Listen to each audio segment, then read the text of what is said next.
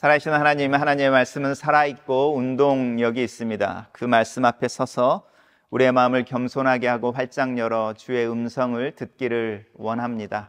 성령님, 저희들 사이에 운행하시고 또 저희가 나누는 이 대화 가운데 함께 하셔서 저희의 말씀을 듣고 깨닫게 하시고 또 그 깨달은 것을 행하는 힘을 더하여 주시옵소서.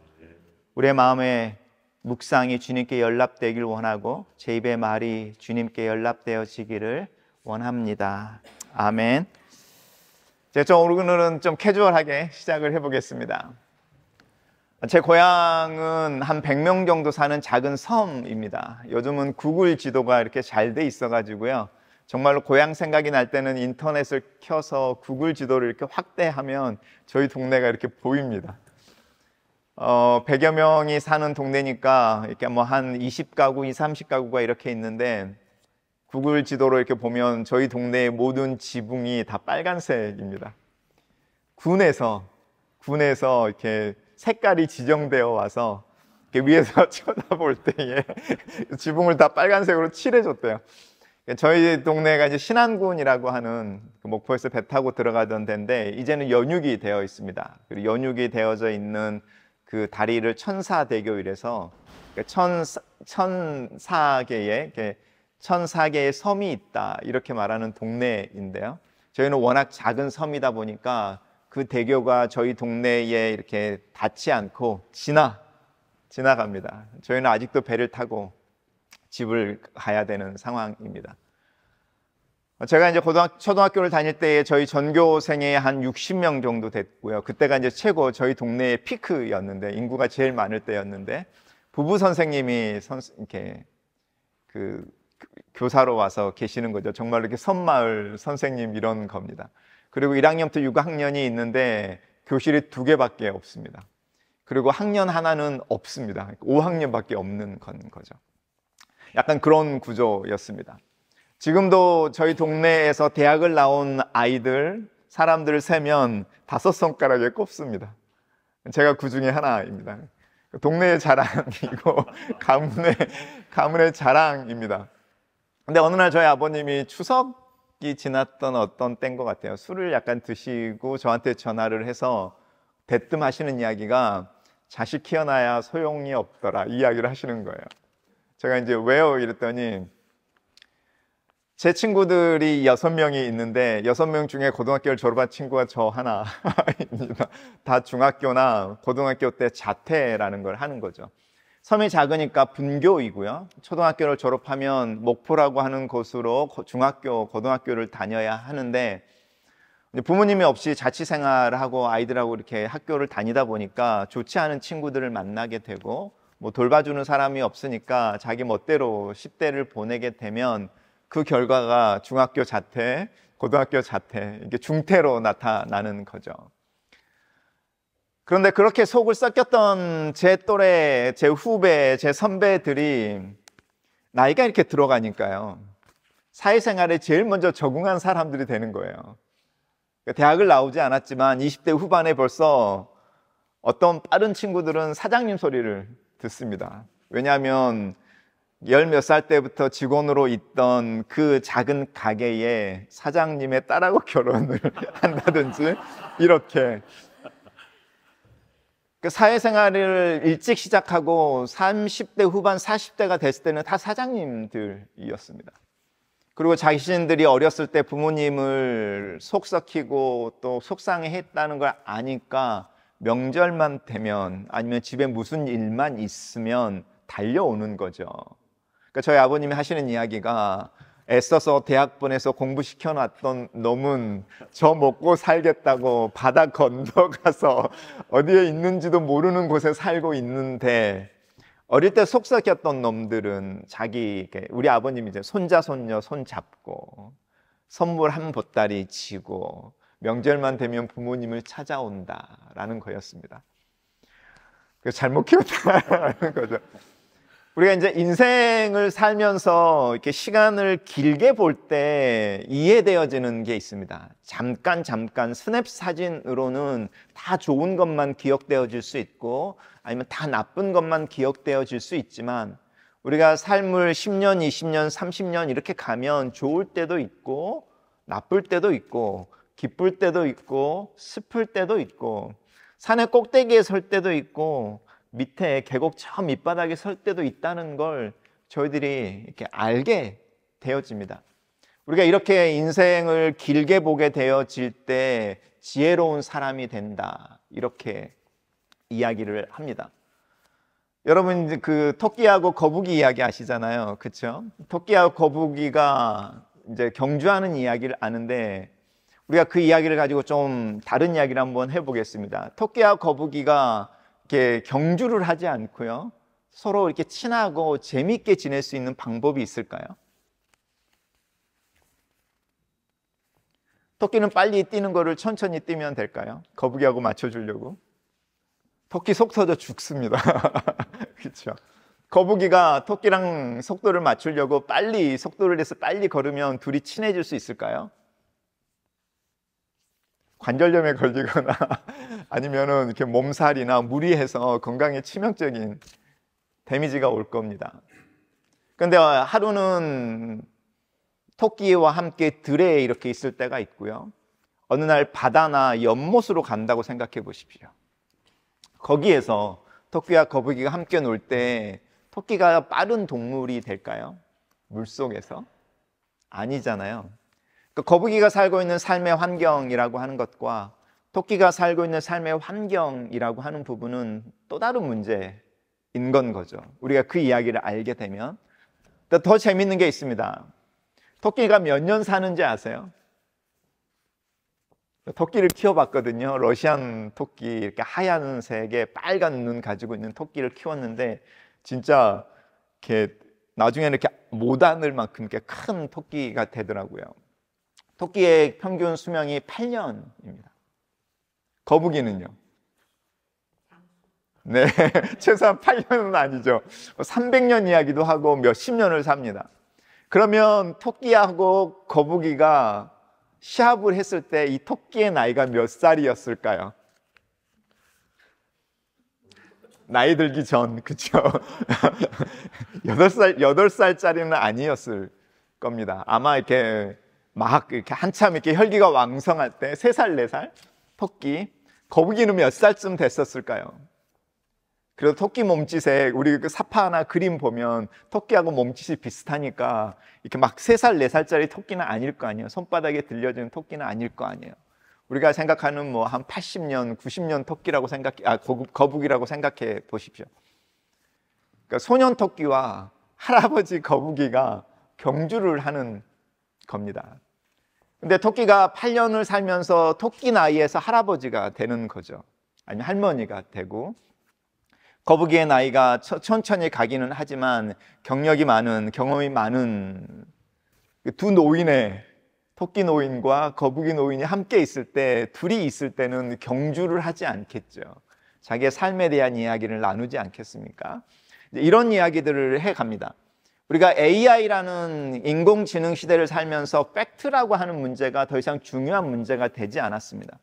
그리고 그 팩트나 인포메이션이라고 하는 데이터의 문제로 가면 AI가 인간보다 훨씬 더 많은 것을 알고 많은 것을 추론해낼 수 있습니다.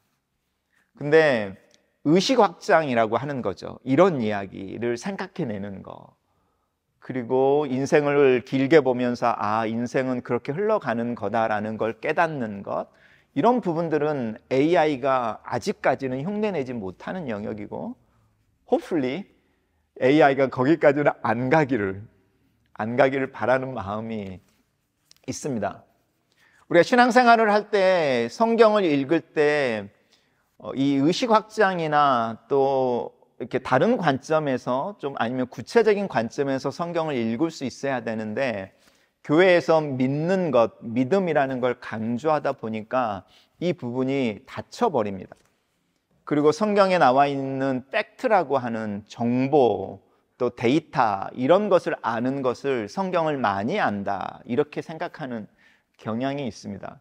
그러니까 성경을 많이 아는 사람들은 성경에 대한 인공지능 같은 사람들인 거죠. 몇 장 몇 절 이러면 읊을 수 있는 사람, 아브라함이 몇 살을 살았어 이러면 대답할 수 있는 사람, 아브라함의 아들이 몇 명이게 이렇게 말할 때 최소한 둘은 아니야 라고 말하는 사람들이 성경에 대해서 많은 지식을 갖고 있다 생각하는데 사실은 그렇지 않습니다. 우리가 창세기 1장에 하나님이 천지를 창조하셨습니다. 우리가 이것을 믿습니다. 여러분, 이걸 어떻게 경험하고 이걸 어떻게 고백하고 어떻게 실천해낼 수 있을까요? 이건 다른 문제인 거죠. 우리가 사도신경을 외울 때에 하늘과 땅을 지으신 창조주 하나님을 내가 믿습니다라고 말하는 건 내 입에서 나오는 고백이고요. 그것이 내 삶에서 경험되어지려고 할 때는 전혀 다른 문제가 됩니다. 예를 들어서 그 창세기 1장을 맨 처음에 들은 이스라엘 백성들은 이집트에서 태양을 신으로 섬기고 달을 신으로 섬기고 나일강을 신으로 섬기고 악어나 뱀이나 개구리를 신으로 섬기던 사람들이었습니다. 하나님이 천지를 창조하셨습니다 라고 하는 그 믿음의 고백을 들었을 때 그들은 태양을 향하여 절을 하지 않는 형태로 하나님이 천지를 창조하셨습니다를 고백해냈습니다. 달을 신이 아니라고 말하고 그 신을 아닌 달에게 고개를 숙이지 않는 걸로. 이해가 되시죠? 또 쭉 읽어다 보니까 하나님이 안식일이라고 하는 어떤 날을 만드셨습니다. 그리고 우리에게 그 안식일을 쉬게 하셨습니다. 노예로 살면서 7 to 24 hours라고 하는 24 hours, 7 days라고 하는 쉬는 날이 없이 매일같이 노역을 해야 되는 사람들에게 fully, 전적으로 하루를 쉴 수 있다라고 하는 거는 자유인이라는 거죠. 오늘날도 마찬가지입니다. 주일 성수를 이야기하는 게 아닙니다. 우리가 일주일을 또 이민에 분주하고 고단한 삶을 살다가 훌쩍 아이들을 데리고 휴가를 내서 어디를 갈 수 있다. 그 마인드셋은요, 저희가 처음에 이야기했던 이민자의 마인드셋은 아닌 겁니다. 쉴 수 있다.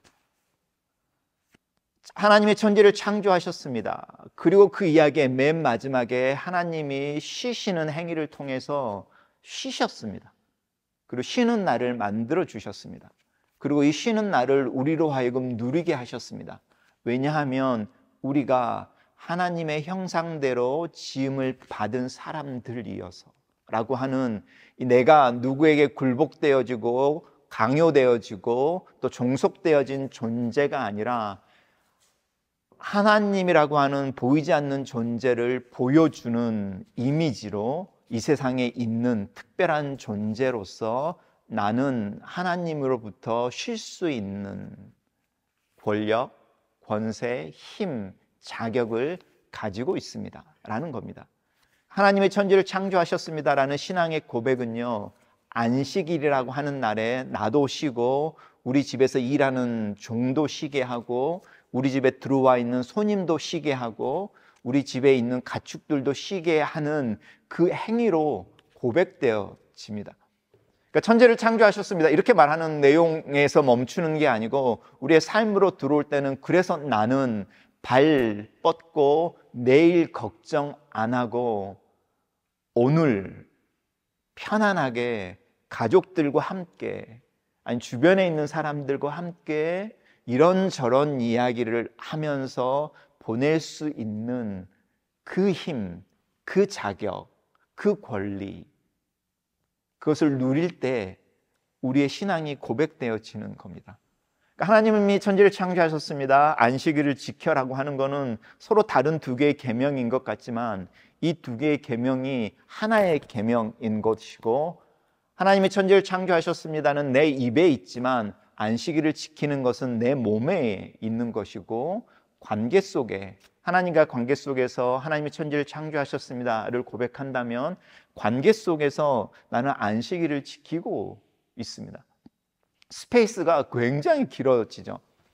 우리가 성경 읽다 보면 너희가 추수할 때에 너희 밭에 귀퉁이를 남겨둬서 가난한 사람들이나 고아나 음식이 필요한 사람들이 와서 가져가게 해라고 하는 성경의 원리가 있습니다. 아니면 떨어진 이삭은 줍지 마라고 하는 원리가 있는데 재밌는 것은 내 귀퉁이가 이렇게 있는데 귀퉁이를 남겨놨는데 얼마만큼이라는 이야기를 성경이 하지 않습니다. 내가 쪼잔한 사람이어서 50cm를 이렇게 그어 놓습니다. 이렇게. 나는 하나님이 내게 말씀하신 율법을 지키는 사람일까요? 아닐까요? 저는 담대하게 말할 수 있습니다. 하나님의 말씀을 지키는 사람입니다. 내 믿음의 분량에서 50cm라고 하는 거. 어떤 사람이 그 원을 되게 크게 그려서요, 서로 맞닿습니다. 그래서 자기가 가져가는 것은 밭의 맨 중앙에 있는 마른 목골, 이거밖에 안 됩니다. 워낙 반원을 크게 그려서. 이 사람이 믿음이 큰 사람일까요? 이 사람 또한 하나님의 율법을 지키는 사람에 불과합니다. 내가 반원을 1m로 그려서 밭의 꼭대기를 남겨놓은들, 50cm를 끓여서 남겨놓은들, 하나님은 뭐라고 말씀하시냐면 네가 내 말에 순종하고 있구나라는 겁니다. 이게 이제 원리라는 거죠. 그리고 이걸 적용해내는 부분은 다릅니다. 근데 이 양을 가지고 비교해버리기 시작하면 믿음이 좋은 사람과 믿음이 나쁜 사람이 나오게 됩니다. 근데 믿음의 분량이라고 하는 믿음의 분량의 기본적인 뜻은요, 오피니언입니다. 그러니까 사도 바울이 네 믿음의 분량대로 해라고 할 때 그 분량이라는 단어를 영어로 번역하면 오피니언입니다. In my opinion. 무슨 말이죠? 비교할 수 있는 게 아니라는 겁니다. 선과 악으로 나눠서 나쁜 것, 좋은 것으로 판단할 수 있는 게 아니라는 겁니다. 그냥 쉐어되어지는 거죠. 나는 이만큼 해. 너는 그만큼 하는구나. 이런 영역인 거라는 거죠. 그래서 믿음의 분량대로 하라는 말은 굉장히 위험한 말이고 또 어려운 말인데, 그냥 그 사람 그 상태로 인정해줘. 너는 그렇게 사는구나. 이렇게 이야기를 해주는 건 거죠. 그래서 믿음의 분량이라고 하는 것은 여러분이 이야기하실 때에 내 생각에는 이렇습니다 라고 할 때 그 생각을, 그래 그 생각이 너의 생각이구나 이렇게 알아주는 것, 이 정도의 이야기를 하는 겁니다. 근데 내가 만약에 5m를 남겨놓던 사람이었습니다. 근데 어느 날 앉아서 계산을 해보니까 귀퉁이로 5m를 남겨놓으면 적자가 될 것 같습니다. 왜냐하면 올해 농사가 흉년입니다. 그럴 때 여러분 어떻게 하시겠습니까? 여기에 믿음이 나타납니다. 믿음의 분량이라고 하는 부분이 내 믿음을 드러내게 할 때가 있습니다. 이럴 때 기꺼이 이렇게 해보니까 4m 아니면 3m로 줄이는 게 수지가 맞는 것 같아. 이렇게 말할 때 그 사람은 합리적인 계산 속에서 퍼센트를 줄이는 거죠. 왜냐하면 내가 내 삶을 매니지를 해야 되니까. 어떤 사람은 5m 했던 것 그대로 놔두고, 나가 하나님과의 관계 속에서 내가 그렇게 해오던 거니까 그만큼 놔두고 다른 데서 좀 줄여보지 않을래? 줄여봐야 되지 않을까? 이렇게 찾을 수도 있습니다. 어떤 사람은 위기는 기회인데 어려울수록 내가 타협하지 않는 믿음이라고 하는 영역을 지켜가야겠어 라고 말하면서 5m에 50cm를 더 그릴 수도 있습니다. 하나님과 나의 관계 속에서 믿음이라고 하는 부분이 드러나는 때인 거죠. 풍년입니다. 이럴 때는 5m를 그리던 10m를 그리던 괜찮습니다. 나에게 부담도 없습니다. 근데 정말로 믿음이라고 하는 부분은요, 하나님 앞에 서서 나에게 손해라고 하는, 내가 계산을 이렇게 해봤는데 밑에 빨간색으로 나오는 적자가 내 눈에 뻔히 보일 때 믿음이라는 게 표현되어집니다.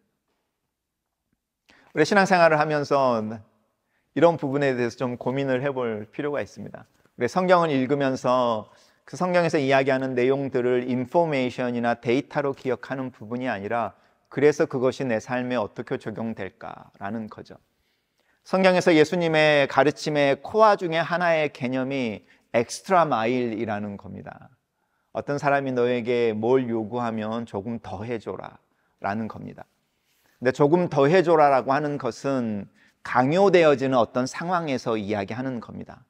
너는 그것을 해야만 돼 왜냐하면 너는 피지배의 인이고 너는 힘이 없는 사람이고 너는 우리의 보호를 받는 사람이니까 라고 하는 세팅을 예수님이 정해 주십니다. 로마 병사가 길을 가다가 갑자기 목사님을 붙잡고 자기가 지고 있던 짐을 옮겨주고 너 나랑 함께 걸어가 이러면 밭을 가다가도 걸어가야 되는 사람들인 거죠. 그럴 때 어떤 마인드셋으로 나에게 강요되어지는 5m 아니면 1km를 갈 거냐라는 겁니다. 에이씨, 내가 어쩌다 유대인으로 태어나서 이 힘이 없는 민족이 돼서 약간 이런 마인드셋으로 불평불평하면서 그 장비를 들고 1km를 갈래. 까이꺼. 내 들어준다. 내가 너 이렇게 더러워서 들어준다. 이러고 1km를 갈래. 아니면 하나님이 나에게 섬김의 기회를 주셨구나. 내 기꺼이 1km를 가지. 그리고 1km를 가서 좀 더 가고 싶어? 너 힘이 좀 더 필요해? 그럼 내가 1km 더 가줄 수 있어. 이렇게 말을 할래. 전혀 다른 마인드셋인 거죠. 우리가 신앙생활을 하면서 저희가 어제 이민자라는 말을 우리가 쓰지 않을 수 없을까? 이런 질문을 드렸습니다. 왜냐하면 이민자라고 하는 것은 내가 나를 지칭하는 말이 아니고 먼저 와 있는 사람들이 너 나중에 온 애야 이렇게 말할 때 쓰는 단어이고요. 그 다음에 우리가 떠난 사람들이 너 우리를 버리고 가? 라고 말할 때 쓰는 단어인 건 거죠. 근데 그 단어를 쓰지 않고 우리가 우리 스스로를 하나님 앞에서 하나님이 나를 열방 중에 뿌렸어. 몬트리올에 뿌린 축복의 씨앗이야. 이렇게 바꿔볼 수 있을까? 마인드셋의 체인지에 대한 이야기를 하는 겁니다. 엑스트라 마일이라고 하는 부분에 있어서의 마인드 체인지인 겁니다. 근데 재미있는 것은요, 엑스트라 마일이 아니더라는 겁니다. 저희 교인 중에 누가 저 차가 없는데 급하게 몬트리올을 와야 합니다. 좀 데려다 주실래요? 이러면 뭐 기꺼이 데려다 줄 수 있습니다. 그렇죠? 근데 토론토를 이야기하면 조금 고민이 됩니다. 근데 드라이브를 통해서 밴쿠버를 이야기를 하면 뭐 단칼에 못 간다 이렇게 이야기를 합니다. 그런데 만약에 제 아들이 몬트리올에서 밴쿠버로 이사를 가는데 아빠 나랑 같이 가자. 위홀에 차 끌고 이러면 어떨 것 같습니까? 그러니까 엑스트라 마일이라고 하는 게 억지로 하는 건 줄 알았는데 마인드셋을 바꿔서 내가 기꺼이 해주지라고 적극적인 사고방식이나 믿음을 통해서 적극적으로 내가 뭔가를 해야 되지 이런 생각을 했는데 보니까 이 엑스트라 마일이 누가 에스크 하느냐에 따라 다르더라는 겁니다. 이해되시죠? 그 엑스트라 마일이라는 단어가 해당되는 사람은 내가 싫어하는 사람인 겁니다. 내가 싫어하는 사람, 내가 미워하는 사람, 별로 안 친하고 싶거나 안 도와주고 싶은 사람들이 에스크 했을 때 그게 엑스트라 마일인 거죠. 이 엑스트라 마일은 어떤 면에서 사랑이라고 하는 것, 용서라고 하는 것, 그렇죠? 그것과 연관되어져서 우리가 실천하는 방법입니다. 근데 우리의 조상들은 이거를 기독교가 한국에 들어오기 전에 이 원리를 이미 알고 있었습니다. 그래서 미운 놈 하나, 미운 놈한테 떡 하나 더 준다. 성경의 진리를, 이 엑스트라 마일의 진리를 이미 실천하고 있었습니다. 우리는 그런 피를 가진 사람들이어서 성경을 읽으면 그 원리가 막 이해가 됩니다. 더구나 이민자로 살면, 제가 또 이민자라는 단어를 쓰지 말자고 이야기해놓고 디아스포라로 살면 훨씬 더 막 이해가 됩니다. 성경의 구구절절 인생을 살아내는 이야기들이 우리의 이야기처럼 들립니다. 오늘 아브라함의 이야기를 들어보십시오. 아브라함이 어느 날 그 낮이 우리 올 여름처럼요 뜨거운 낮, 정오가 조금 더 지났을 때가 더 뜨거우니까 자신이 너무 뜨거우니까 텐트 안에 더 이상 있을 수가 없어서 나와서 큰 나무, 상수리 나무는 그냥 큰 나무라고 생각하시면 됩니다. 가지가 이렇게 퍼져 있고 거기 밑에 이렇게 있으면 우리는 그게 뭔 줄 알죠. 우리가 경험하는 여름 날씨가 건조하지 않아서 습기가 많지 않아서 아니면 그늘 안에 가면 이렇게 시원하잖아요. 중동의 날씨가 그러니까 큰 나무 밑에 그늘 안에 이렇게 있는데 저기서 세 사람이 오는 걸 보는 거죠. 그리고 그 세 사람이 자기를 지나가려고 할 때 그 사람들을 붙잡는 겁니다. 그리고 오늘 성경을 잘 읽어보시면 오십시오라고 이야기하면서 간청하듯이, 그렇죠? 간청하듯이 내가 여기 먹을 게 있는데 이거 먹고 가, 이게 아니라 나를 하나님의 은혜를 받은 사람으로 여기거든, 이렇게 나를 당신의 종으로 여기거든 이라고 자신을 밑으로 내리면서 조금이라는 단어를 계속 씁니다. 내가 조금 물을 줄 테니까 그걸로 발을 씻으시고 음식을 조금 만들어낼 테니까 먹고 가십시오. 제가 말하잖아요. 우리의 DNA 속에 이 원리가 이미 있다고. 우리는 음식을 상다리가 부러지게 차려놓고도 별로 차린 거 없는데 저희는 이 성경의 원리를 이미 살고 있는 사람들입니다. 조금 이야기하는데, 이 아브라함이 자기 아내 사라에게 가서 음식을 좀 만들어라고 말할 때 하는 이 밀가루 있죠.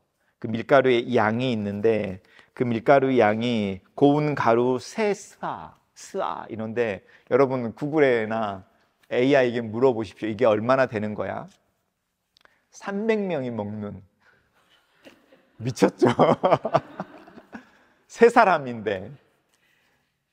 그러니까 이제 조금 차린다고 하는데 아닌 거죠. 그 손님들에게는 뭐 별거는 없지만 와서 드시고 가시죠라고 말하는데 지나치게 음식을 제공하는 겁니다. 제가 100명 사는 동네 이야기 하는데요, 송아지 한 마리 잡는 날이면요 동네에 축제가 되는 날이었습니다. 돼지 한 마리 잡잖아요. 온 동네 사람들이 줄을 섭니다. 왜냐하면 그거를 다 나눠서 온 집이 가져가고요. 그날은 그 고기 잡는 집이 아니라 온 동네가 고깃국을 먹습니다. 아이들은 그 돼지를 잡을 때 나온 오줌보로요 축구를 하면서 동네를 달려다니고요. 막 이러던 시절을 제가 어린 시절을 보냈는데, 송아지 한 마리를 잡습니다. 엉킨 젖 이렇게 표현되어지는데, 우리가 오늘 이 엉킨 젖은 약간 그릭 요구르트나 되게 이렇게 좋은 퀄리티의 고퀄리티의 유산균 이런 거 생각하시면, 그러니까 이렇게 소화를 도와주고 건강에 도움이 되는, 이 아브라함이 나그네 셋이 나타났을 때 굉장히 겸손한 모습으로 간청하듯이 잠깐 쉬었다 가십시오. 그리고 내가 당신을 위해서 준비하는 건 아무것도 아닙니다. 이렇게 표현하고요. 근데 정말로 그가 대접하는 것은 지나치게라는 거죠. 이게 환대라고 하는 부분이고, 이 단어를 우리는 은혜로 경험합니다. 근데 제가 던지는 질문은, 아브라함이 언제부터 이런 사람이 됐을까요? 가나안 땅에 맨 처음에 들어왔을 때부터 이런 사람이 됐을까요? 이 이야기 바로 앞에 어떤 이야기가 있냐면, 가나안 땅에 기근이 들었습니다. 기근이 들었으니 아브라함 또한 이 기근 때문에 씨름을 하게 되죠. 우리가 신앙생활을 하면서 고쳐야 되는 고정관념 중에 하나가 뭐냐면, 산불이 났는데 그 산골에 있는 교회당은 불타지 않을 거다라는 환상입니다. 산불이 나서 마을 전체가 불이 타면 교회가 그 집에, 그 마을의 집들과 함께 불이 타는 게 하나님의 영광에 더 도움이 됩니다. 왜냐하면 그랬을 때 그 교회가 그 불탄 마을의 사람들과 함께 아픔을 나누고 씨름하고 재건에 대한 논의를 하고, 물론 그 마을 사람들 중에 예수를 믿는 사람들이 많아서 우리가 마을의 집을 다시 지을 때에 교회부터 지읍시다 이럴 수는 있습니다. 믿음의 문제라고 하는 게. 그런데 다 불타 있을 때, 교회 건물만 불타지 않고 남아 있을 때 하나님의 영광이, 하나님의 능력이 저는 아니라고 생각합니다. IMF가 터졌을 때 그리스도인들이 동일하게 피해를 입습니다. 아픔을 공유합니다. 코로나가 터졌을 때 모든 그리스도인들이 그것 때문에 사랑하는 이를 잃기도 하고, 또 그것 때문에 몸에 휴증을 얻기도 하고, 우리 함께 씨름해 왔습니다. 그러면서 우리가 그들과 함께 나누는 이야기들이 있습니다. 토끼와 거북이가 두런두런 앉아서 이야기하는 어떤 시점처럼 그때 그랬었지 라고 하는 데서 그 사람과 내 마음이 연결되어지고요. 그때 내가 경험했던 그 어떤 불안이나 두려움이나 이런 걸 나눌 때 그 사람이 그 불안이나 두려움을 나눕니다. 제가 교회에 오고 이제 오타와 한인 장로에 오고 한 3년, 4년쯤 됐을 때 코로나가 터졌습니다. 제가 왔을 때에 저희 교회에 계시던 분들이 집사님, 그땐 다 집사님들이었는데 3분 계셨습니다. 집사님 3가정. 청년들 한 8명 뭐 이렇게. 정 목사님께서 그때 임시 당회장이셔서 저희 교회에 오셔서 설교하시고 제가 청빙되는 과정들을 이렇게 진행해 주시고 이러셨는데, 그러고 나서 이제 교회에 와서 예배를 드리기 시작했습니다. 전 취임 예배도 못 했습니다. 왜냐하면 제가 이제 뉴브런즈윅에 살다 오타와로 오는데 짐을 정리해서 2달 뒤에 오겠습니다 이러면 교회가 없어져 버릴 것 같더라고요. 그래서 인사드리고 그 다음 주부터 1000km입니다. 편도 10시간씩 운전을 금요일 날 와서 예배 드리고 이제 내려가고 이렇게 목회를 시작을 했습니다. 왜냐하면 바람 불면 날아갈 것 같아서. 그리고 1년 동안 저희 교회에 찾아오는 뉴커머나 비지터가 한 명도 없었습니다. 제가 최근에 오시는 오타에 오신 분, 저보다 먼저 오신 분들 만나면 물어보는 질문이 교회에 대해서 어떻게 소개받으셨습니까? 근데 그분들이 저희 교회는 소개를 못 받았답니다. 기존에 오타와에 계시던 분들이 저에게 뭐라고 말씀하시냐면, 네가 안 왔으면 오타와의 교회가 하나가 줄어들고, 교회가 하나가 줄어든다는 이야기는 오타와 교민들이 그만큼 단합한다는 이야기인데, 네가 기어이 와서 이 오타와의 교민들을 3그룹으로, 교회가 3개거든요, 3그룹으로 나눠 놓는구나, 이런 이야기도 저 솔직히 들었습니다. 그리고 2년이 되고 3년이 됐을 때에 이제 성도들이나 비지터들이 갑자기 오는 거죠. 그래서 저희 교회 같은 경우는 제가 와서 2년차, 3년차 때 한 40여 가정이 왔습니다. 자기가 누가 먼저 왔는지를 모릅니다. 다 와가지고 자기가 맨 나중에 온 사람이라고 생각하는 거죠. 다들 자기가 교회에 맨 나중에 왔다고 생각하니까 뭐 하려고 하겠습니까? 손 벗고 일어나는 사람이 한 명도 없는 겁니다. 다 사신자니까. 그리고 기존에 있던 집사님들이라고 하는 그 새 집사님들도 감당을 못하는 겁니다. 더구나 이 새 집사님들 중에 한 분은 9월이 되면 한국으로 돌아가시려고 이렇게 달력에 이렇게 X자 끊고 계시는 분이시고요. 2분은 오타와에서 1시간 넘게 떨어져 계시는 분이니까 주중에 성도들을 이렇게 없는 거죠. 제가 어제 오신 분을 막 이렇게 만나고 있다가 오늘 오시는 거죠. 이해되시죠? 이분을 막 만나야 되는 거예요. 이분이 삐지십니다. 목사님이 변했어, 이렇게. 그리고 오늘 오신 이분이 더 부자고 더 잘 살고 이래서 이분한테 마음이 갔어, 막 이런 이야기도 사실 저 들었습니다. 이러는 상태. 그리고 이렇게 자기네들끼리 모여서 막 좋고 언니 동생하고 막 이러더니 6개월쯤 지나면 눈꺼풀이 이렇게 벗겨지잖아요. 그러면서 이제 싫은 모습 보이고 너는 왜 그러니 막 이런 소리가 막 들려오던 때에 코로나가 터졌습니다. 제 마음속에 불안이, 이제 우리 끝났다. 이 안 좋은 분위기 속에 모이지도 못하니 우리 큰일 났구나 였습니다. 근데 2년의 코로나를 지나면서 제 안에 생긴 믿음이 죄송합니다. 액면 그대로 써서 남을 놈들은 남는다 라는 거였습니다. 그러니까 이제 숫자의 문제가 아닙니다. 제가 코로나를 지나면서 제 불안이 극복이 되어지는 게 성도들에 대한 믿음이 생겼습니다. 성도들이 저 때문에 왔다가 저 때문에 떠나는 것이 아니라 하나님이 보내주시는 분들이고 하나님이 교회를 이루게 하시는 분들이고 그들의 안에 그런 마음을 주셨을 때에 그분들로 그곳에서 함께 교회를 이루게 하시는구나. 성도들에 대한 신뢰가 이렇게 생겼습니다. 제 불안에서 2년의 시간을 지나면서 그 성도들에 대해서 신뢰해주고 감사하고 또 이렇게 마음이 이렇게 가는 게 제 안에 있는 2년의 시간이었습니다. 그런 경험을 하게 된 거죠. 우리가 이제 환대라고 하는 부분을 돌이켜 갔을 때에 시간의 경험 속에서 이런 것들을 배워가는데, 이 아브라함이라고 하는 사람이 제 불안과 같은 사람인 거죠. 가나안에 기근이 드니 자기도 음식을 못 구하는 거죠. 그게 당연하다고 저는 생각합니다. 그리고 그 음식을 구하기 위해서 애를 쓰는데 땅이 없으니 뭐 희망이 없는 거죠. 그리고 어디서 뭐 구할 수 있는 방법이 없으니까. 왜냐하면 음식이 좀 있어야 나누어지는 거니까. 당연히 자연스럽게 생각하는 것이 옆 나라로 가면 어떨까? 저쪽의 나라에는 아직 음식이 있다는데 라는 거죠. 그래서 이집트로 내려가서 이집트로 넘어가는 겁니다. 가나안 땅에 들어왔을 때랑은 또 다른 신분인 거죠. 가나안 땅에 들어왔을 때는 자발적으로, 그리고 자기가 가지고 있는 가족이나 짐승이나 뭐 이런 게 좀 있었겠죠.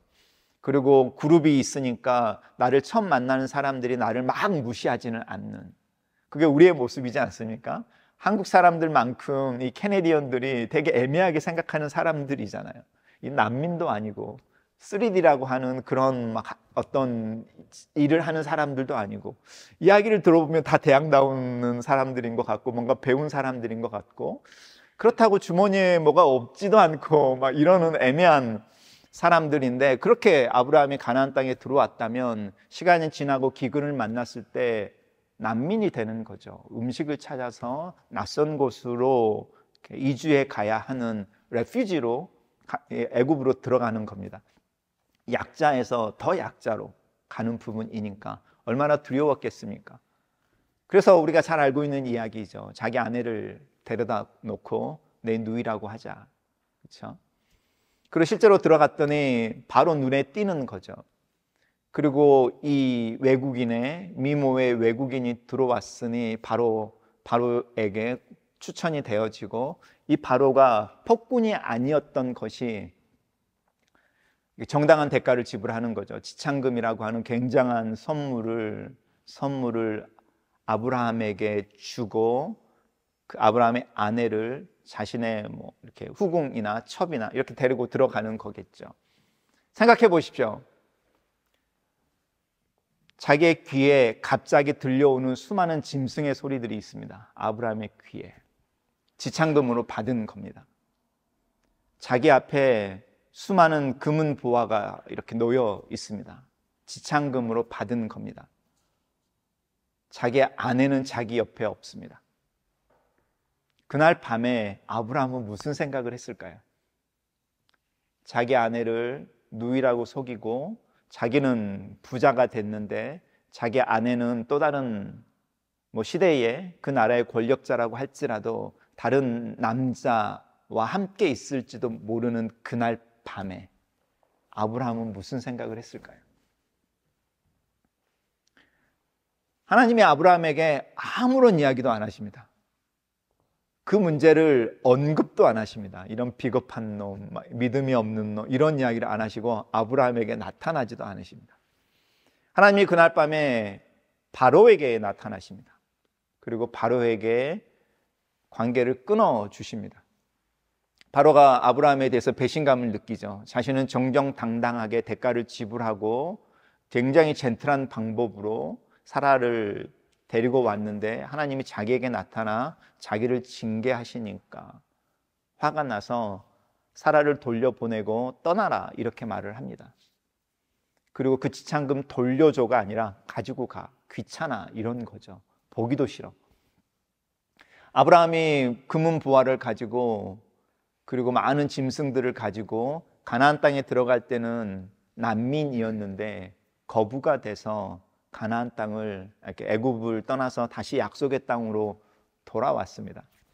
은혜를 받은 걸까요? 어떻게 생각하시나요? 아브라함의 믿음이 하나님이 축복을 주신 걸까요? 하나님의 섭리는 굉장히 이상합니다. 우리가 이해할 수가 없습니다. 이걸 이제 디바인 코미디 뭐 이렇게 말할 수도 있는데요. 약간 코미디 같은 건데요. 이걸 시편 2편에서는 하나님이 하늘에서 사람들이 사는 모습을 보면서 비웃으신다. 이렇게 비웃으신다가 나쁜 뜻은 아니고 그냥 웃으신다 이렇게 표현되어지는데, 하나님의 섭리라고 하는 것은 우리가 이렇게 칼로 자르듯 이렇게 할 수 없습니다. 예를 들어서 같은 동네에 제 친구 목사님이 있었는데 이 목사님이 어느 날 교회가 어려움이 돼서 교회가 나뉘게 됐습니다. 근데 그 나뉘는 정도가 반반 나뉘는 게 아니라 어느 날 주일 예배에 왔더니 세 가정이 이렇게 앉아 있는 겁니다. 나머지 분들이 이렇게 입을 맞췄는지 어떤 이유인지는 모르지만, 그리고 이분들이 나가서 교회를 이렇게 세웠습니다. 그리고 담임 목사님을 청빙해 오는데 제가 아는 목사님이었습니다. 한 목사님에게는 그 청천벽력 같은, 이게 뭐야? 이런 상황이고, 어떤 분에게는 하나님 나에게 사역을 주시는 기회라고 하는 간증의 거리가 됩니다. 한 동네에서 한 교회에 있었던 같은 사람들에게. 제가 그때 하나님의 섭리가 뭐지? 이런 생각을 정말로 하게 됐습니다. 그 상황을 옆에서 지켜보는 제 3자의 입장에서 이 스토리가 누구에게는 그걸 어떻게 표현해야 될까? 이걸 하나님의 징계, 훈련, 연단 이렇게 표현해야 되나? 한 분에게는 은혜, 기회, 축복 이렇게 표현해야 되나? 이 혼란이 있었습니다. 하나님이 우리의 삶에서 역사하시는 역사를 우리가 칼로 재단할 수 없는 부분들이 있습니다. 우리의 박스 안에 질문의 형태로밖에 간직할 수밖에 없는 영역들이 우리 실제로 많이 경험합니다. 그것이 우리가 경험하는 신앙이고, 그 가운데서 우리는 여전히 하나님을 신뢰하고, 그 신뢰의 표현이 질문의 형태로 나타나는 거죠. 이게 뭐예요? 이걸 어떻게 해석해야 되죠? 이런 식으로 나타나는 게 믿음의 코어의 한 부분에 있습니다. 아브라함은 그날부터 들려오는 그 가축의 소리들, 그리고 가축을 몰고 가는 하인들의 목소리를 들으면서 무슨 생각을 했을까요? 내가 부자가 됐구나. 이제 더 이상 내일은 걱정하지 않아도 되는구나. 이제 더 이상 굶을 걱정은 안 해도 되겠구나. 이런 생각을 했을까? 아브라함이 갑자기 바뀝니다. 자기가 먼저 살고 자기가 먼저 살아야지라고 말했던 사람이 자기 조카를 부르더니 조카에게 우리가 더 이상 둘이 함께 있을 수 없을 만큼 거대한 부자가 돼서 애굽을 떠났는데, 자, 우리가 좀 분가를 하면 좋겠어. 대신에 네가 동을 선택하면 내가 서를 갈게. 네가 북을 선택하면 내가 남을 갈게. 이렇게 말하는 거죠. 선택권을 넘겨줍니다. 네가 선택하는 곳의 반대쪽으로 내가 갈게 라는 거죠. 그러면 양이나 부자가 되어져서 양떼를 하고 짐승들을 키우는 게 부족하다라는 것은 목초지가 부족하다는 뜻이잖아요. 그것 때문에 이렇게 그 두 집을 나누는데, 만약에 조카가 저쪽에 있는 풀이 많은 땅을 선택하면 나는 풀이 없는 곳을 갈 수밖에 없는 겁니다. 이해되시죠? 그러니까 손해를 각오하는 거죠. 네가 먼저 선택해. 그리고 남은 거를 내가 먹을게 라는 겁니다. 아브라함이 변화되어지는 겁니다. 제 상상력 속에서는요, 아브라함이 기억하는 그 밤, 하나님이 바로에게 나타나시고 자기에게는 침묵하셨던 밤, 어쩌면 아브라함은 그날 밤에 하나님이 자기에게 나타나셔서 자기를 혼내셨으면 차라리 매 한 대 맞고 끝날 수도 있는 거를, 내가 잘못한 걸 뻔히 아는데 엄마 아빠가 아무 말도 안 해요. 와서 밥 먹어라. 밥을 차려줍니다. 눈치를 보면서 밥을 먹는데 그 다음 날도 아무런 이야기를 안 해요. 이런 상황. 그리고 자기에게 들려지는 그 부라고 하는 게 부끄러운 거죠. 은혜라고 말할 수 있습니다. 여러분, 우리가 은혜를 받은 사람으로서 하나님 앞에서 언제 이 은혜가 내가 감당할 수 없을 만큼 부끄럽습니다, 이런 고백해 보신 적 있으세요? 우리는 교회를 다니면서 한 번도 이런 생각을 해보지 않습니다. 왜냐하면 은혜는 선물이고 선물은 좋은 것이고. 그런데 우리가 잘 앉아서 하나님으로부터 받았던 은혜를 생각해 보면 내가 참 부끄럽습니다. 그 부끄러움을 경험해 본 은혜. 아브라함은 그 치욕의 밤, 그날 밤에 하나님의 또 다른 섭리의 은혜를 경험하는데, 그 은혜가 자신의 부끄러움으로 연결되어지고, 그 부끄러움이 아브라함의 어떤 부분을 바꿔내는 거죠. 그 바꿔내는 게 하나님을 신뢰하는 형태로 나타나고, 그 하나님을 신뢰하는 형태의 마인드셋이 다른 사람에게 네가 먼저 해, 네가 먼저, 내가 뒤에 섰게 라는 겁니다. 제가 저희 아이들 6천 명 되는 동네에서 키웠다고 말씀드렸잖아요. 근데 그 아이들을 키우면서 가슴이 제일 아팠던 때가 뭐냐면 어디 가서 줄을 서잖아요. 그럼 우리 아이들이 이 앞이 이렇게 있으니까 자연스럽게 일어나면 줄을 서면 맨 앞에 서서 가게 되거든요. 근데 우리 아이들이 여기에 있는데 맨 뒤로 가서 줄을 섭니다.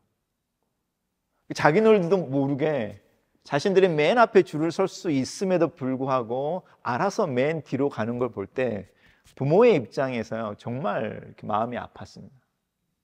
자신들이 이렇게 우리 아이들이 믿음이 좋아가지고 먼저 가 내가 나중에 설게 이런 게 아니고요. 자기네들도 모르는 사이에 맨 뒤에 서게 되는 되게 쪼그라든 마인드셋을 눈에 보이는 거죠.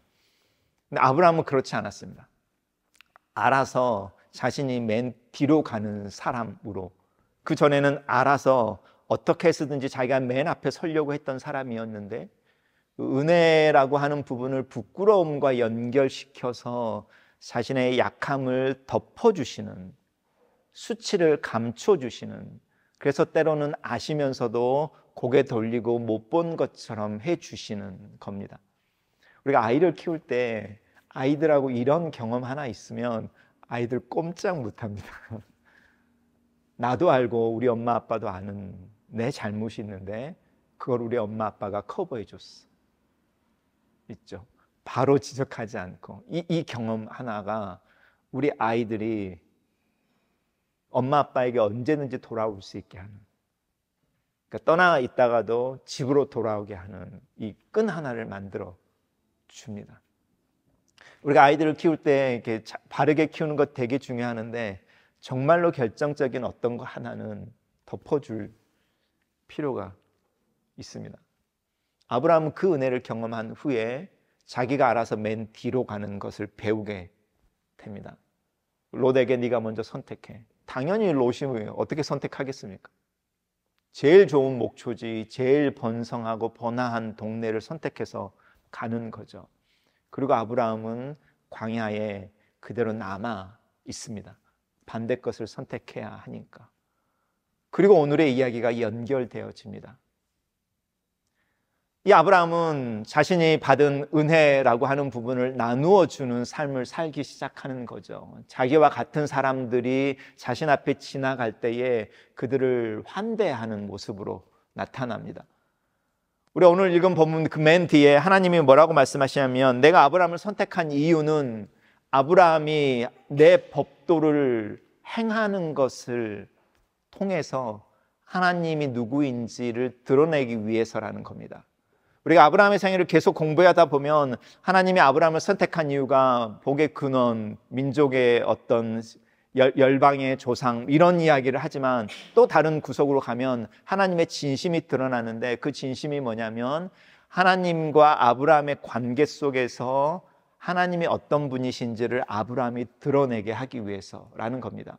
이게 성경에 전반적으로 흐르는 하나님이 우리를 선택하신 이유입니다. 하나님은 당신을 드러내고 싶어 하시는데 천둥처럼 드러내는 게 아니고 나랑 목사님과의 관계 속에서 내가 누구인지 또 목사님이 누구인지가 드러나는 거죠. 우리 둘이가 얼마나 우애가 있고 우정이 있는지 이 모습을 통해서 여러분들이 볼 때 나도 저분들의 저 친한 모습 속에 들어가고 싶어, 이런 거. 우리 임의생활 하다 보면 그런 분들 계시죠. 정말로 남남으로 만났는데 정말 자매처럼 지내는 분들을 볼 때 나도 저기에 저 관계에 들어가고 싶은데 이런 마음 드는 것처럼 그렇게 들어오는 것을 원하시거든요. 아브라함이 하나님의 공법을, 하나님의 법도를 행하게 하기 위해서 아브라함을 선택했다라는 겁니다. 그리고 아브라함은 그 하나님의 공법, 하나님의 법이라고 하는 것을 이렇게 다른 사람을 앞세워주는 형태로, 그리고 자기와 같은 처지에 있는 사람들을 환대하고 대접하는 걸로 살아냅니다. 그리고 이것을 히브리서에서는 뭐라고 말하냐면 아브라함이 부지 중에 손님들을 대접하는 중에 자신도 모르는 사이에 천사들을 대접했었다, 이렇게 표현해 냅니다. 우리 임생활을 하면서 우리의 마음이 쪼그라든다라고 하는 부분이죠. 우리의 마음은 굉장히 신비한 풍선과 같아서요, 거기에 바람이 들어가면 우주보다 더 큰 하나님을 닮습니다. 그 말은요, 우리의 마음이 우주보다 더 크다는 뜻입니다. 바람이 빠져버리면요, 쪼그라들어서요, 어떤 사람이 지나가면서 한 말 한마디, 시선 하나도 못 담습니다. 그게 우리의 마음입니다. 우리의 마음에 은혜라고 하는 바람이 들어가면 내가 맨 뒤로 서고도 괜찮습니다. 앞에 섰을 때에 옆에 누가 급해 보면 이렇게 서게 하는 거죠. 이렇게 서게 할 때 조금 더 지혜로운 사람은 뒤에 있는 사람에게 양해를 구합니다. 이 사람이 급해 보여서 내 앞에 세우고 싶은데 괜찮으시겠어요? 이렇게 동의를 해주면 정말 이 사람은 지혜롭게 착한 일을 하는 사람인 거죠. 세워주는 모습으로 나타납니다. 이게 나그네를 대접하는 건데요, 이야기만 하고 마치겠습니다. 성경에서는 이 나그네를 대접하는 이야기를 어떻게 이야기하냐면, 나그네를 대접해라, 왜냐하면 너희가 나그네였으니까, 이렇게 말합니다. 이 말을 다른 말로 바꾸면, 너희가 나그네를 대접해라, 네가 나그네의 사정을 아니까. 이 사정이라고 하는 단어, 사정이라는 단어가 네페시라는 단어인데요, 이 네페시라는 단어가 성경에서 제일 많이 번역되어지는 게 영혼이라는 단어입니다. 내 영혼이 여호와를 찾기에.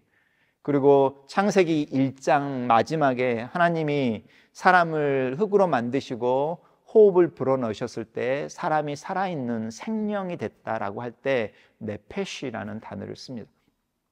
네페시는 뭘 의미하냐면, 신체적으로는 이 코에서 목, 여기 허파까지, 입에서 식도까지를 이어주는 관을 의미합니다. 그러니까 식도, 기도인 건 거죠.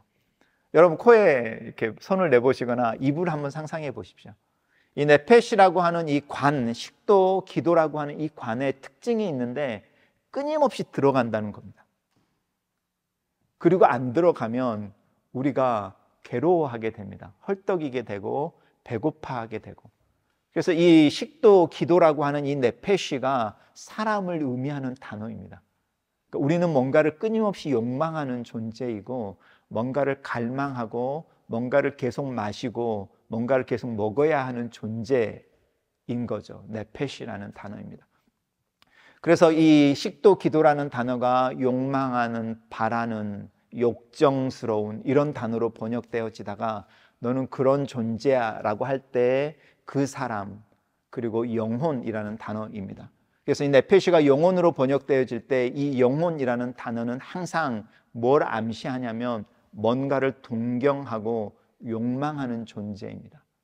그래서 내 영혼아 라고 말할 때 그 내 영혼이라는 단어는 하나님을 갈망하는 거고요, 네 영혼이 잘됨 같이라고 말할 때 그 잘됨 같이라고 하는 거는 이 영혼이 뭔가를 원하고 있다는 겁니다.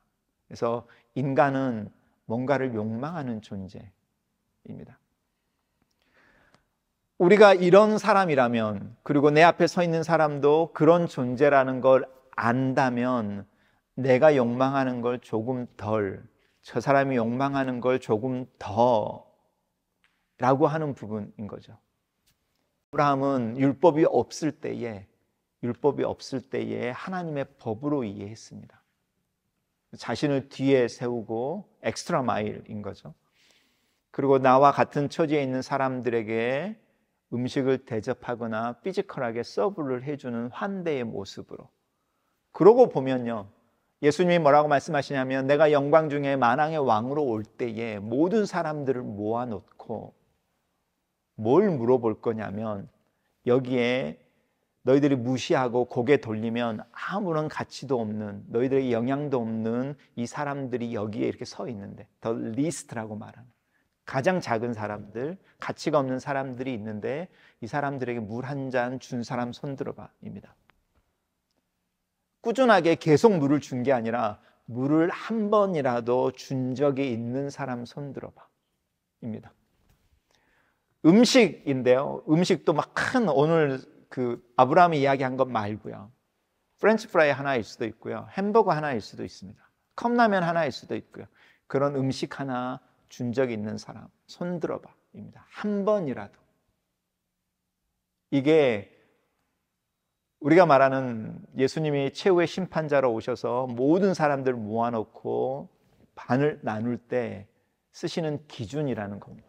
너 나 믿어 안 믿어? 나를 그리스도로 믿는 사람 손 들어봐. 이게 아니고 여기에 가장 너희들에게 가치가 없는, 아무런 의미가 없는 그 사람에게 물 한 잔 준 적 있는 사람이라는 거죠.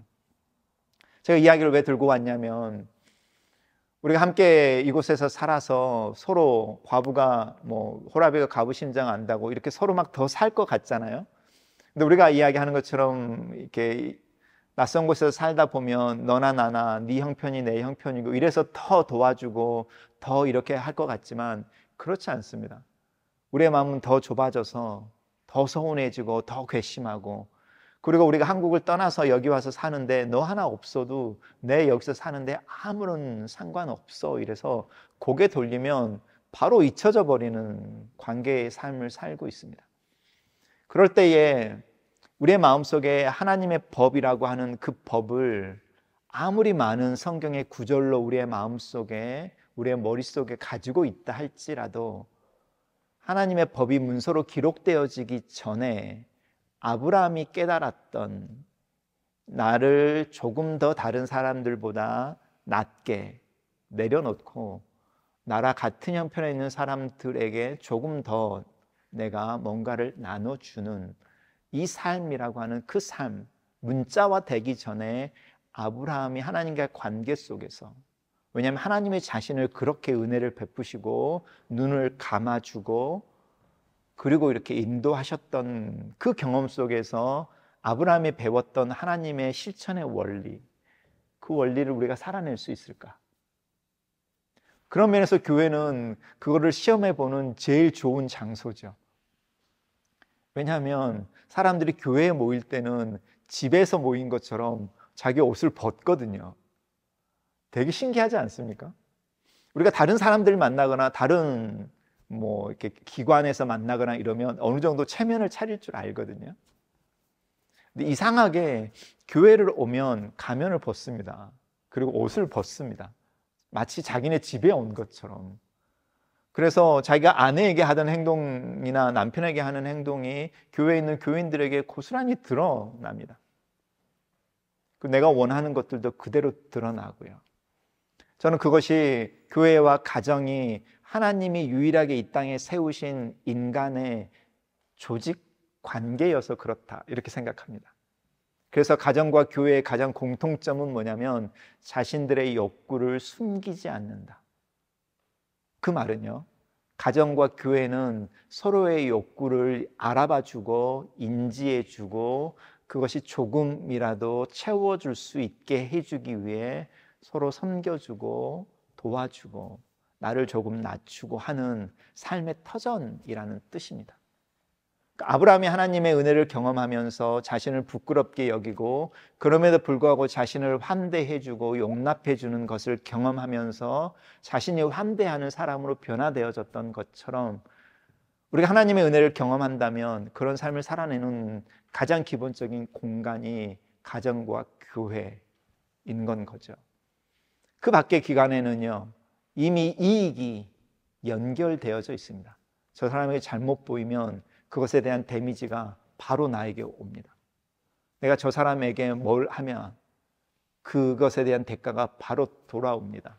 이익이 다 엉켜져 있습니다. 이 두 기관만큼은 그렇지 않습니다. 그래서 하나님은 여기에서 아브라함처럼 우리가 살기를 원하시는 겁니다. 그래서 우리가 교회를 이루는 이들을 조금 더, 그리고 형편들을 듣게 되고 이랬을 때에 어떤 형태로든 간에 우리 아이들이 이렇게 있을 때에 한 번이라도 더 안아주고 머리 쓰다듬어 주고, 내가 찬양팀이어서 아니면 성가대여서 아니면 교회 봉사하기 위해서 분주하게 가는데 그 가는 중에 우리 교회 아이가 넘어져서 울고 있으면 내 그 몸이 좀 늦게 가더라도 거기 옆에 앉아서 무슨 일이야 이렇게 들어주고 그 웃는 울음 사이에 좀 있다가 예배에 조금 늦는 것, 봉사에 조금 늦는 것, 차라리 더 나은 모습, 그런 교회 꿈꿔보십시오. 수많은 법들이 존재하는 교회가 아니라 하나님이 보여주신 하나님에게서 배운 법 하나인 거죠. 딱 하나, 엑스트라 마일. 아니면 환대, 아니면 은혜를 나눈다. 어떻게 표현해도 좋습니다.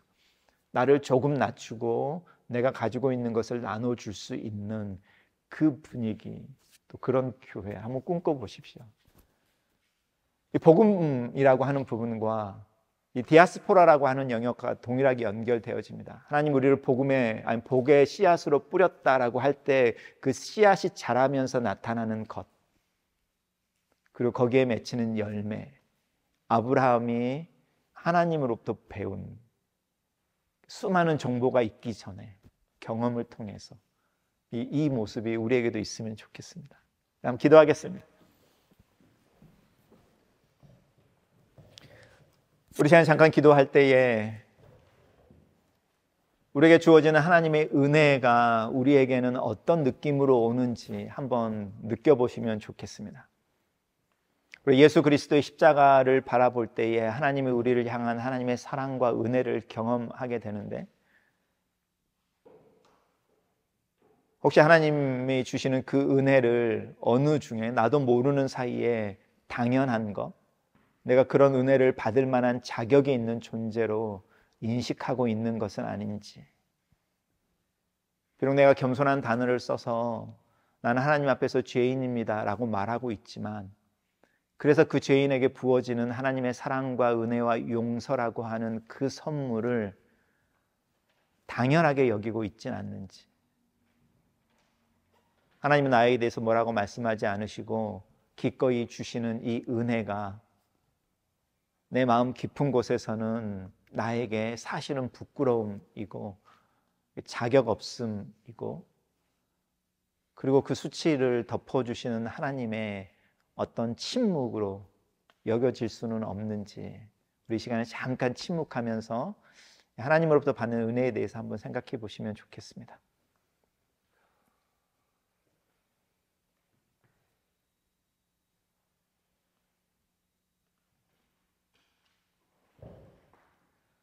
사이신 하나님 아버지, 우리를 향해서 값없이 주시는 하나님의 사랑과 또 용납하시는 은혜를 감사합니다. 우리가 예수 그리스도께서 우리 죄를 위하여 십자가에서 돌아가셨다, 그리고 그 십자가를 통하여 우리가 아직 하나님을 모를 때에 하나님이 먼저 우리를 향하여 사랑을 고백하셨다 라고 고백을 해낼 때에 우리의 마음 깊은 곳에 우리의 자격 없음과 우리가 그것을 주장할 수 있는 능력이 없음에 대해서 인식할 수 있게 도와주시옵소서. 아브라함이 그 아내를 바로의 궁전에 들이고 자신의 손에 귀에 들려오는 그 짐승의 울음소리와 자기 눈에 보이는 금은 부화로 즐거워하지 않았을 그 밤에 하나님께서 그런 아브라함의 수치를, 그 부끄러움을, 그 자책을 아무 말하지 않고 덮어주시면서 아브라함과 함께 있음을 드러내시는 또 다른 방법으로 하나님을 드러내셨던 것처럼, 하나님께서 예수 그리스도를 통하여 우리를 향하여 그렇게 침묵하심으로 은혜를 베풀어 주셨는데, 우리의 마음속에 우리의 자신에 대한 정직한 마음을 갖게 하시고 우리를 덮어주시고 침묵해 주시고, 우리를 향해서 날카로운 눈으로 우리를 내려보시는 것이 아니라 먼 산을 쳐다보듯이 우리의 부끄러움을 외면해 주시는 그 주님의 시선을 저희들도 배우게 하시옵소서. 우리 주변에 있는 이들의 연약함이 우리의 눈에 명확하게 보일 때에 그 불꽃 같은 눈으로 그것을 쳐다보는 것이 아니라 시선을 돌릴 줄 아는 여유로움이 저희들 안에도 있게 도와주시고, 네가 먼저 선택하고 네가 동을 선택하면 내가 서를 선택할게 라고 나를 다른 사람들보다 조금 더 낮출 수 있는 믿음의 용기를 저희들 갖게 하시옵소서. 그리고 우리가 가지고 있는 것, 지극히 작은 것일지라도 그것을 부끄러워하는 것이 아니라 그래서 그것밖에 나눠줄 수 없다라고 말하면서 그것을 나눠줄 수 있는 마음의 여유로움이 저희들의 것이 되게 하시옵소서. 하나님, 그리하여 예수 그리스도께서 마지막 날에 제자들을 위해 기도하셨던 저희들이 서로 사랑하는 것을 통하여 이 세상이 저희들이 나의 제자인 것을 알게 해 주십시오 라고 했던 그 기도의 제목이 응답되어지는 가정, 그런 교회가 되어지도록 저희들을 도와주시옵소서. 저희가 받은 은혜를 흘러보내는 방법에 있어서 주님 지혜를 구하고 또 그것을 살아내는 삶의 현장에 있어서 하나님의 도우심을 구하오니 하나님, 저희가 믿고 있는 신앙이 AI처럼 데이터나 정보로 남아있는 것이 아니라 우리의 몸으로 살아내는 것이고 우리의 몸으로 고백되어지는 것이고 우리의 손과 발에 있을 수 있도록 또 우리의 얼굴에 있을 수 있도록 우리의 믿음을 우리의 것으로 만들어 주시옵소서.